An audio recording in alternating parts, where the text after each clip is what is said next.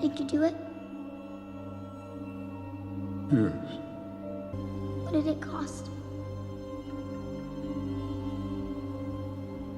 Everything. It's a very bittersweet victory Monday this week. The Detroit Lions went into Dallas, knocked off the Cowboys, getting revenge for last year, 47-9, but in the process losing Aiden Hutchinson for most likely the rest of the season with a broken tibia and fibia. Hutch was taken to a hospital immediately after that play and received surgery before I believe the game was even done. It was very quickly after the game was done that Hutch, at least the reports were out, that Hutch had undergone successful surgery to repair that broken tibia and fibia, with optimistic updates being that potentially ready for Super Bowl. Showed that happen. Coming from Hutchinson's family. We'll have to wait and see. Normal recovery is 6 to 9 months. Needless to say, he will be ready. He should be ready in time for training camp next year. But we got some winners and losers. We got a recap of the game, and we got to look at this next week's game, which I am not excited about. Coming right up. You can't make it up. You can't make it up. I didn't know it was gonna be that bad. I didn't know it was gonna be that bad. Pretty bad. The Lions offense was doing whatever they wanted against this Cowboys defense. And yes, you could say, well, the Cowboys were missing a lot of their starters. Like, of course the Lions are going to look good. Well, suck it. The Lions offense looked great. A few players on the defensive were probably, okay, they would have taken a few points off the board, but the Cowboys offense couldn't move the ball anyways. And when they were moving it, they were getting it taken away from them or settling for field goals. That's not how to win football games, so I don't care how many Dallas Cowboy defenders were missing from that game. Their offense was never going to overcome what Detroit's defense was doing to them. This was going to be a win either way. You could have put Micah Parsons, Lawrence, whoever else you wanted out there. Wouldn't have mattered. This still ends up as a Lions win, and I can say that, and I don't feel bad about saying that. We got some winners this week. Start off with on the defensive side, Brian Branch was playing out of his mind. Looked a little shaky in that first drive, allowing some broken tackles, but then turned it right around, finished the day 6 tackles, but the most important thing, 3 takeaways being 2 interceptions, 1 in the end zone as Dak was looking for CD, and then another one as Dak was staring right into the sun. That Cowboy Stadium is probably the most unintelligently built stadium in the world, the way it faces the east and west with the sun coming right down into your quarterback's eyes. Jerry, you paid for that.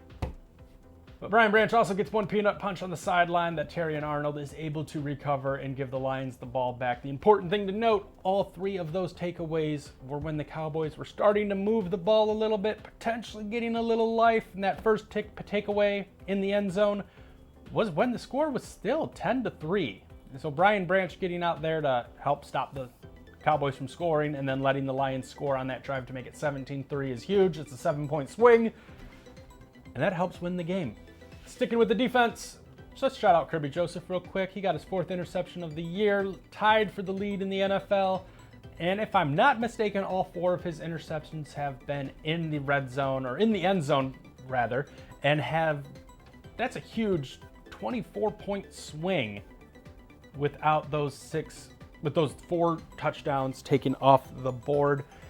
At worst, those teams have to settle for field goals, but Kirby Joseph doesn't even give him the chance, takes the ball away, and gives it back to the Lions. He has been playing spectacular this season, and I am really excited to see how this safety tandem keeps playing. They're playing out of their minds right now and might be one of the best in the NFL. I'm not even going to say might be one of the best. They are one of the best in the NFL.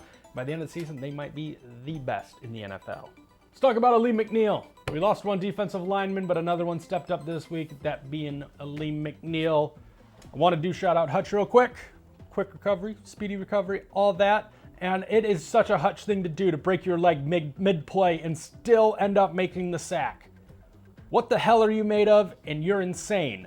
Anyways, back to Aleem McNeil. Got two interceptions. I would have loved Aleem McNeil to get 2 interceptions. He got 2 sacks this week, playing like the pass rusher we knew him from last year. It had taken him a little bit to get to this point, but with Hutch going down, we are going to need all the help on the defensive line we can get, because one of our losers this week is James Houston. Wasn't active again this week. He was active against the Seahawks, but his only contributions to that game were 2 offside penalties. So Yeah, when the Lions are already facing these injury issues with now Hutch, but before this game, Marcus Davenport being out for the season and Derek Barnes being out for the season, this is where you would expect a James Houston to step up and be the pass rusher that we knew him from his rookie season. And this coaching staff does not have any confidence in letting him be active week to week, which just goes to show you what they really think about him. James Houston is a loser this week. Let's see if he can get active. And if he's not, I don't even know why you're carrying him on the team at this point. You just need to cut your losses and move on. Stop giving the fans well, James Houston can be great. Just get him off the team if he's not going to be contributing anything and you don't have the confidence in him. And I like James Houston as a player, but at this point, you got to shit or get off the pot with him. Let's move over to the offense and let's talk about Tim Patrick. Patrick was coming off of 2 back-to-back season-ending injuries that he suffered in the preseasons of 2022 and 2023. But right now, he is being the X-receiver the Lions have needed. This week, making a spectacular catch on pass interference, getting pass interference all up and down the field from Amani Arawaraway. I still know how to pronounce his name because I screamed it so many times when he would mess up when he was a Lion. Tim Patrick, 3 catches for 68 yards. This offense works so much better when Jared Goff has an X-receiver that he can trust. And I mean, the trust has been built very quickly with Patrick. It took Goff and Jameson Williams a while to seem to get that connection and that chemistry going. But he and Tim Patrick just have it. And it is great to see the Lions. We don't have to worry about who our number 3 receiver is anymore. It is Tim Patrick, and he is playing the part. 3 catches, 68 yards. Another winner. Let's talk about Jake Bates. Perfect 4 for 4 on the day. Didn't miss an extra point, even though a couple of them skirted a little close. I have a lot more confidence in Bates when he's lining up from 40 plus than I do from 40 in, but I'm starting to get more confidence in him being a kicker for the Lions in general. He played fantastic this week, and it is great to see. Hopefully this means the Lions have finally found their kicker and we can stop crying about how Brad Holmes can't get a kicker in the building. But that was nice to see. The Lions don't even really like to use kickers that much. I'm surprised Bates got 4 kicks, but those are all on drives where it really should have been kicks. One last winner, and it's going to be most of the coaching staff. It's going to be definitely Dan Campbell, Ben Johnson, and Aaron Glenn. They came into this game mad after last year. They wanted to punish the Cowboys, throw them down, beat them up, kick them while they were down, and they did just that. Ben Johnson dialing up some of the most diabolical trick plays I'd have ever seen in my life. A double reverse flea flicker to a wide open streaking Sam Laporta for a touchdown. You had Jameson Williams on crossers, who was getting wide open. Amon-Ra St. Brown was getting wide open. Everyone was getting wide open in this game. That's a testament to the offensive line. That's a testament to Ben Johnson for his play calling. And I think Dan Skipper was eligible more times in this game than he's ever been in his career. He seemed like he was out there every other play. And we had, 2-3 attempts where we had an offensive lineman lining up and doing something weird. We had Taylor Decker almost catching a touchdown. We had Penei Sewell almost getting a touchdown on a hook and ladder that they ran with Jahmyr Gibbs a couple weeks ago, but they put Penei Sewell in that spot and he almost scores. I don't know what the hell's going on with this team. Dan Skipper's lining up wide out, completely out wide outside the numbers against a cornerback and actually making moves like a receiver. Well, not really making moves like a receiver. Okay, it's a little hard for a 6'10", 300-pound guy to make moves like a wide receiver, but he's out there acting like he's going to catch a football. This was just insanity from Ben Johnson. Aaron Glenn dialed up the perfect defensive performance from his team. When he has the guys he has this year, it really shows what his scheme is and how he likes to play. The corners were locking down receivers, giving the defensive line plenty of time to cause some pressure and cause some problems for Dak Prescott.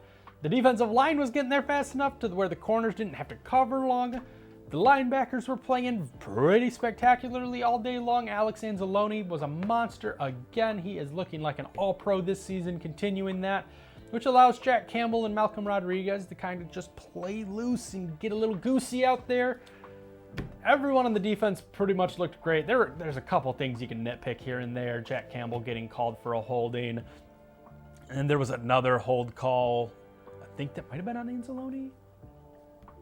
There was another hold call that was bogusly called on Brian Branch when Kirby did intercept the ball in the end zone on the Cowboys' first drive, but it was not Brian Branch, it was somebody else. Couple pass interference calls that are a little ticky-tacky again, but for the most part, I'm very, very happy with how this defense played. I can't even say for the most part. I am very happy with how this defense played. This is what I've wanted to see from the Lions defense since last year, and this is the first time we've gotten a full, complete game from the defense, and for the offense for that matter. We've got a whole complete game from both aspects of the ball, probably since the Jacksonville game in 22. This was fantastic. I loved everything about this. Dan Campbell coming in and just deciding he's going to knock the Cowboys down and then stand on their throat and not let up. This was great. The Lions never took their foot off the gas. They kept trying the trick plays. They kept scoring even when the game was out of reach. They kept trying to score even after that. I want to see that from the Lions more, not just when they're mad at a team from last year, but just do that constantly. Never let your foot off the gas and just break people's necks. It is fantastic to watch. It is the best. The Lions are one of the best teams in all of football, and this week definitely proved it. Last loser, this is a very minor one. It could have been a big one in a different game, but in this game, it didn't amount to much of anything at all, but at a special teams kickoff coverage. Turpin was getting a lot of yards seemingly every time that he took a kick out of the end zone, and even 9 yards out of the end zone, was getting 48.5 yards average. He had a long of 76. If Jake Bates wasn't there, he's scoring a touchdown. Not that it really affects the game too much, but little something that could be a little concerning in the future. I don't know if it's the new NFL kickoff rules the Lions are still adjusting to like the rest of the league, but that was definitely, again, it's a minor nitpicky loser thing, but definitely something I think that needs to be looked at and worked on. Coming up this week, the Lions will be playing the Minnesota Vikings in a game that really terrifies me. Going into this season, I did not think the Vikings were going to be great. I thought they could be a dark horse team to potentially make a push towards the wild card. They're potentially making a push to having an MVP candidate in Sam Darnold out there at quarterback, turning his career around, flipping it upside down, and making him look very good, and just proving you can't give up on these young quarterbacks as quickly as all these teams are. But the entire NFC North as a whole has been playing very well. The Lions, we know what the Lions are doing. The Vikings are undefeated. The Packers, after Jordan Love's injury, are looking great. Love looks like he's back on track to where he was in the second half of last season. And now you got the Bears with Caleb Williams, and he's looking every bit as advertised as he was going into the draft. And why the hell can these teams be bad when it's our turn to be good? Why does everyone have to be good? I want one year when the Lions just easily win the NFC North, but no, we got to have competition. We got to have teams that have good quarterbacks. What the hell is going on? 3 of the best head coaches are in the NFC North, and Eberflus, we'll see what you look like at the end of the season. But what the hell? I was excited. You know, it's time for the Lions to be good. We got a great coaching staff. Jared Goff's looking fantastic. The offense is clicking. We got 2 great running backs who we just did re-sign David Montgomery. He's signed for 2 more years, so he's going to be here for the next 4 at least. But come on. It's our turn to be good. Be bad. Be basement dwellers. What do you guys go 0-16? I know the Bears had a bad season last year, but you can't turn it around that quickly. What the hell? But in all honesty, it is nice to see the NFC North being competitive and being in a division that any one of these teams honestly can win the NFC North. It's impossible to call at this point. The Bears have question marks. Can the Vikings hold on? Why is Jordan Love the next coming of frickin' Jesus Christ in the Green Bay Packers? Why do they have 3 great quarterbacks back to back to back? That's not fair. What the hell is that? But it is nice. I am a little happy to see all the teams doing good. It is nice when there's competition, but it's our turn. It's supposed to be our turn. Can't have shit in Detroit. Anyways, I think that's it. I don't know where that last half of that video went, but you know what? That's fine. So anyways, Lions, Vikings. I don't know why I'm doing this like I'm a real newscaster. I'm just a schmuck who owns a sport jacket and a camera and some lights and talks about football. But we'll see you guys all next week. Stay cool. Stay frosty. I don't know why the hell I'm saying all that. I've been Jacob from QuadHunting, and I'll see you guys all next time.